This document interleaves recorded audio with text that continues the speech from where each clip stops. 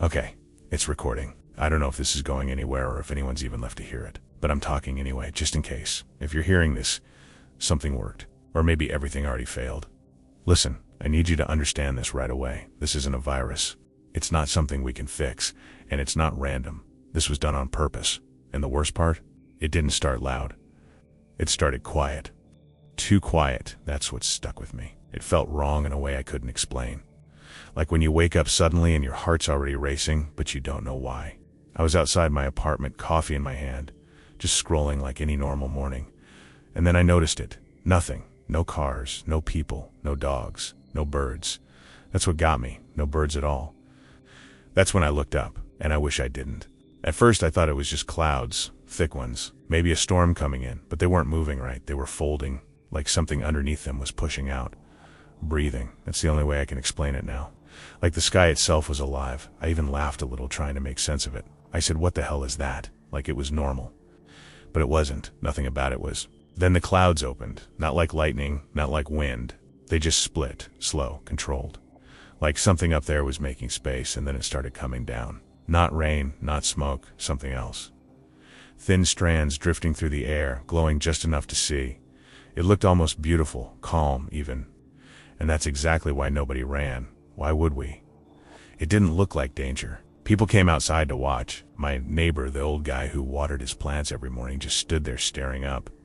A couple across the street came out too, and someone further down was already recording it. Nobody looked scared. Nobody thought to leave. Then the smell hit, metallic, like blood, like biting your tongue. It filled the air fast, and then people started coughing.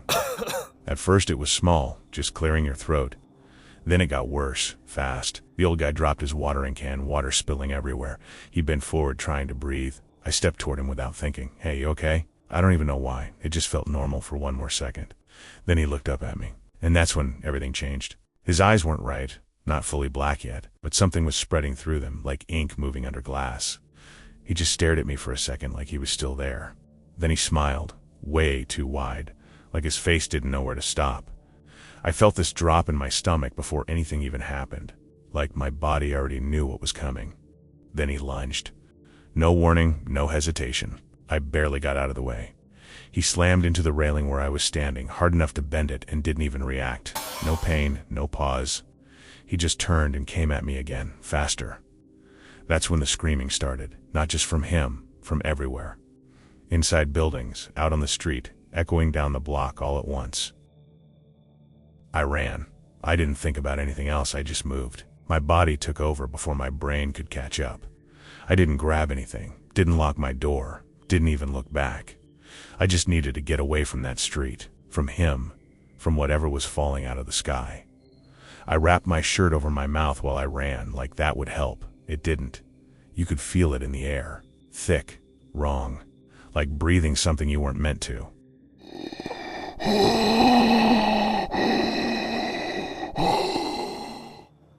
I made it a few blocks before I slowed down. My chest was burning, my head spinning, but I couldn't stop. Everywhere I looked, people were collapsing. Some were on the ground shaking, their bodies jerking like something inside them was breaking. Others just stood still, completely frozen. Then they'd turn their heads slowly, like they were hearing something I couldn't.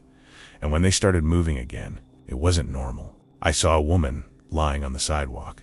At first I thought she was dead. She wasn't moving at all. I took a step closer, and then she sat up, just like that. Too fast. Her head snapped toward me, and I heard this crack like something in her neck shifted wrong. Her eyes were completely black now. But she didn't attack right away. She just stared at me, and for a second, she looked scared. Her mouth open like she was trying to speak, like she wanted to say something, and then she screamed. Not at me, at herself. It was this horrible, panicked sound like she was trapped inside her own body. Then it stopped, just cut off, and she lunged. That's when I realized something, whatever this is. It doesn't just kill you. It keeps you there. I don't remember exactly how I got away. Everything after that blurred together. Running, turning corners, hearing footsteps behind me that didn't sound human anymore. I found a small store glass broken, shelves knocked over, and I just went inside. I didn't check it, didn't think. I just needed walls around me. I found a back room, shut the door, and locked it. Then I just stood there. I could hear everything outside, screaming, crashing, things hitting the ground. Then the sounds changed, less screaming, more tearing, wet, heavy noises that I don't want to describe. Every once in a while, silence, complete silence. That was worse than anything else, because it never lasted long. Something always followed it. I don't know how long I stayed in that room. It felt like hours, maybe longer. My hands wouldn't stop shaking. I kept trying to slow my breathing, but every time I closed my eyes, I saw his face, that smile. It didn't make sense. None of it did. I kept telling myself this wasn't real, that I'd wake up any second. But I didn't. It was glowing now. That same green light, but stronger, brighter, and whatever was behind the clouds, it was closer. You could see its shape now. Massive, not like anything I've ever seen. No edges, no structure that made sense. Just something wrong. And it was still releasing that stuff. More of it. Constant. That's when it hit me. This wasn't an accident. This wasn't something that just happened. This was controlled, planned, whatever that thing is. It came here to do this. And we walked right into it. We stood there and watched it happen. The next day, or what I think was the next day, I left the store. I didn't want to, but staying there felt worse somehow. Like I was waiting to be found. The streets were different now, quieter, but not empty. There were bodies everywhere. Some not moving at all. Others twitching. And then there were the ones walking. Some of them moved slow, dragging their feet, heads hanging, barely aware of anything. But others, they were different. They moved with purpose, faster, smoother, and they looked at things, at people, at me, not randomly, but like they were choosing, like they were thinking. I stayed out of sight as much as I could, moved through alleys, stayed close to buildings, avoided open spaces. I saw a group of them standing outside a house at one point, just standing there, not moving. One of them was crying, begging for help. It sounded real, too real. The door opened, just a crack at first, then wider. Someone inside stepped out, and it was over instantly. The group moved all at once. Fast, no hesitation, no chaos. It wasn't random. It was coordinated. That's when I knew. They weren't just infected. They were being controlled. After that, I stopped trusting anything that sounded human. Didn't matter how real it felt. Didn't matter if it sounded like someone I knew. If it was outside, I stayed away. Because whatever is controlling them, it knows how to sound like us. The coughing started later. At first I ignored it, told myself it was just the air, just stress, but deep down I knew. I felt it in my chest, that same burning feeling, the same one I saw in everyone else. It just took longer with me. Then came the voices. At first it was small, like hearing something faint in the distance, and clearer, closer, saying things I almost understood, calling out, telling me to stop, to come closer, to just let it happen. And the worst part was that it didn't sound threatening. It sounded calm, familiar, like someone trying to help. That's what scared me the most, because part of me wanted to listen, wanted to stop running, wanted it to be over. I made it to a rooftop today. I needed to see it clearly, not through clouds, not guessing. I needed to know what we were dealing with, and now I do. I wish I didn't. It's bigger than I thought. Way bigger. It fills the sky. Not just one structure either. Layers, moving, shifting. Like it's alive, not just a ship, something else. Something that came here to grow. There are more of them below me now. Hundreds, maybe more, just standing there, not attacking, not moving much, just waiting, watching, facing the same direction. The sky is getting brighter again. That green light, it's stronger than before. The air feels heavy, hard to breathe. My chest, it hurts. I can feel it spreading now. I don't have much time. I can see my reflection in the glass. My eyes, they're not right anymore. They're changing, same as the others. But I can still think, still feel. I don't know how long that lasts. The ship is opening again, wider this time, and the gas. It's not drifting anymore. It's pouring, like it's finishing something. Like this was always the plan. The ones below me are moving, not toward me. Past me, into the city, into whatever is left, spreading it, finishing it. They were never trying to kill us. That's what I get now. That's what this is, not destruction, conversion. I thought surviving meant something, that if I made it long enough I'd be okay. But there is no okay. There's just delay, the last thing I see before everything starts to slip.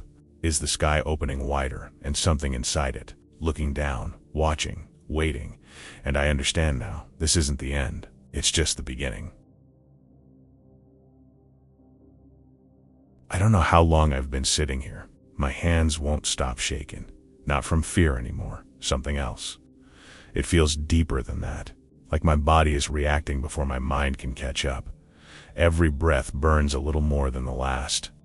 I keep telling myself I can still move, still think, still fight. But it's getting harder to believe. I forced myself off the rooftop. Staying there felt like waiting to die. The streets below looked empty at first, but I knew better now. They're never empty, they just wait. I moved slowly, keeping close to the walls, trying not to make noise. Every step felt too loud. Every shadow looked like it was about to move. I found a car with the door half open. Inside, nothing. No body, no blood, just silence. That was worse. I checked the glove box, found a bottle of water. Half full. I didn't even think. I just drank it. It tasted wrong. Not dirty, just off. Like everything else now. A sound came from behind me. Soft, like footsteps dragging across pavement. I froze. Didn't turn right away. I've learned that much. Slow movements, quiet breathing. I waited, and the sound got closer. Then it stopped. Right behind me. Hey. The voice was low, careful, almost normal. Don't move.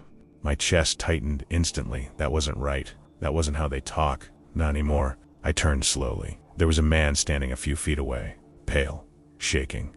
But his eyes, they weren't black. Not fully. Not yet. You're not alone, he said. His voice cracked. I thought I was the only one left. I didn't trust him. I wanted to, but I couldn't. Not after everything I'd seen. How long? I asked. My voice didn't sound like mine anymore. Since it started? He nodded slowly. 2 days, maybe 3. I don't know anymore. We stood there for a second, just looking at each other, neither of us moving, neither of us sure. Then he coughed. Not hard, just once. But it was enough. We both noticed. I'm fine, he said quickly, too quickly. It's just the air. I took a step back. He saw it. I'm not like them. Not yet. That word stuck with me. Yet. We moved together after that, not because we trusted each other, but because being alone felt worse. He said his name was Daniel. I didn't tell him mine. I don't know why. Maybe part of me didn't want to be remembered. We found a building that wasn't completely destroyed. Locked doors, intact windows. It felt safe, at least compared to everything else. We went inside without speaking. Every step echoed too loudly. Inside was quiet, no movement, no sounds. Just dust and that faint metallic smell that never really goes away anymore. We checked rooms one by one. Empty, all of them.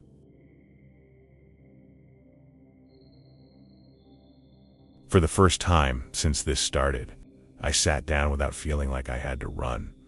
Daniel stayed near the door, watching outside. Neither of us said anything. We didn't need to. We both knew this wouldn't last. We stayed quiet for a long time. I don't know how long exactly. The kind of silence where you start hearing things that aren't there. Or maybe they are, and you just can't tell anymore. Daniel kept glancing outside like he was expecting something to show up. I couldn't tell if he was scared of what was out there, or what was happening inside him. "You been coughing long?" I asked finally.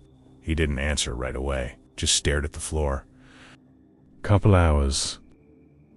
I nodded, like that made sense, like that didn't mean exactly what we both knew it meant.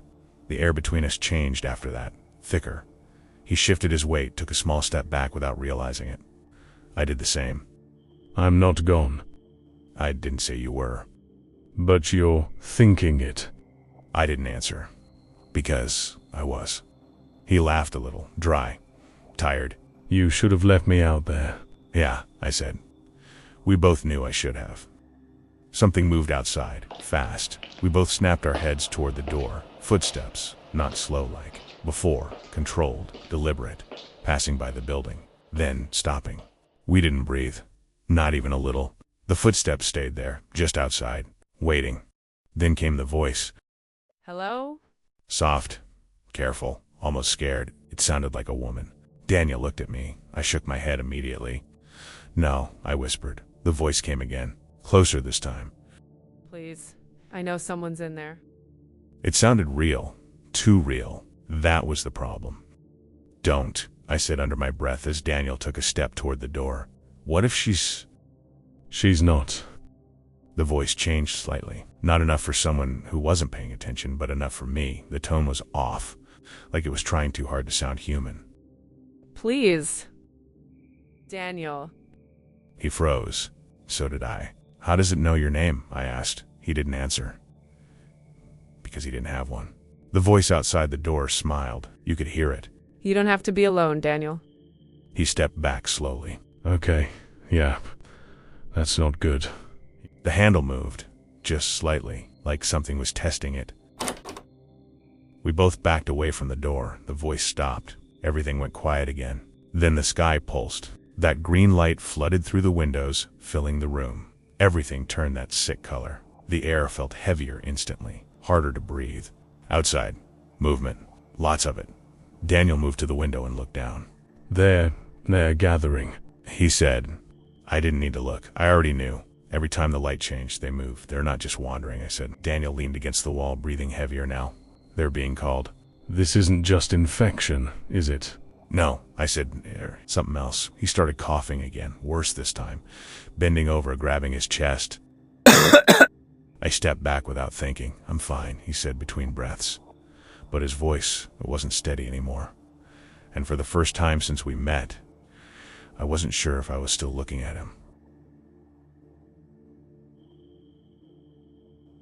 Daniel kept staring at me, not blinking as much now. His breathing slowed, but not in a good way. It sounded controlled, like something was regulating it. You ever feel it?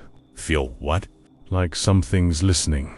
I didn't answer right away, because I did all the time now. It's like pressure, right here. He tapped the side of his head, like something's pushing in. Stop talking, I said. I didn't want to hear it out loud, because saying it made it real. He smiled a little, not wide, not wrong, just calm, too calm. They're not dead. I felt my stomach drop. They're connected. The word hung in the air. Connected to what? I asked. He looked up, not at me, at the ceiling, at the sky above it. That. Another pulse of green light hit the room, stronger this time, brighter. It lingered longer too. Daniel didn't flinch. I stepped back again. You need to stay away from me. My voice felt distant, like it wasn't fully mine. I don't think that matters anymore. I can hear them, he said. They're not loud. Not like voices. More like direction. Stop, I snapped, but he didn't. They're telling me where to look, where to go. His eyes shifted slightly toward the door. They're telling me. You're still fighting it. Something slammed outside, hard, close. We both turned toward the sound. The door shook. Not like before. This wasn't testing. This was force. They found us, I said. But Daniel didn't move. They didn't find us. They followed me. My grip tightened on the crowbar I didn't even remember picking up. You need to stay back. He took a step forward instead. You don't have to do this. The way he said it, it wasn't him anymore. The door slammed again.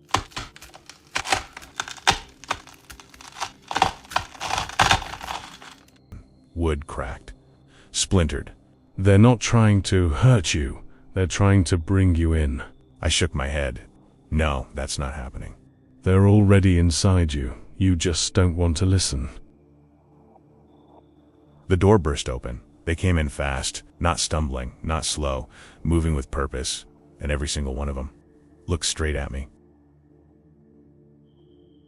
I didn't think I swung. The crowbar hit the first one and it dropped, but the others didn't stop. They kept coming, not rushing, not panicking, just steady, like they already knew how this would end. I backed into the wall, no space left, no way out.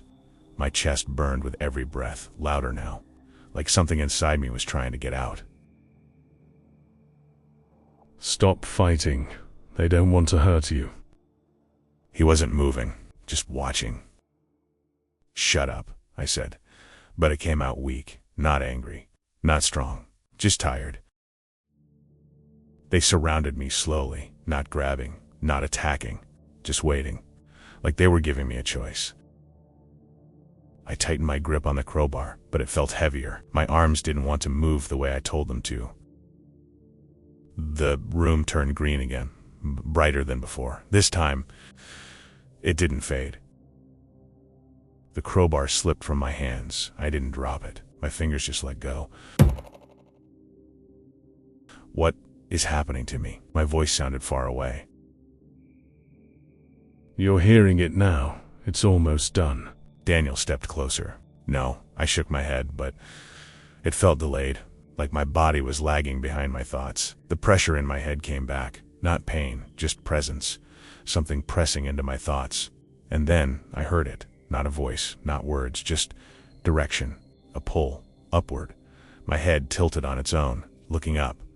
Through the broken ceiling, I saw it. The ship. Closer than ever. It wasn't hovering anymore. It was opening.